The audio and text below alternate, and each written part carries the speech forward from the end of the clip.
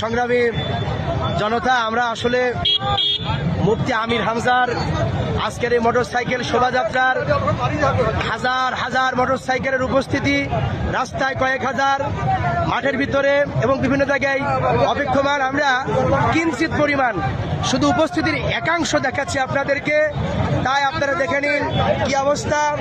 আজকে রাস্তায় কুষ্টিয়াবাসী নেমে এসেছে শুধু মুফতি আমির হামজার জন্য, এবং মুফতি আমির হামজার দাঁড়িপাল্লার গণজোয়ার সৃষ্টি হয়েছে। সেই গণজোয়ারে আগামীতে ইনশাল্লাহ ইসলাম জিতবে এবং বিজাতীয় বাতিলপন্থী পরাজিত হবে। হাজার হাজার মানুষের উপস্থিতির শুধু এক অংশ আপনাদেরকে দেখাচ্ছি।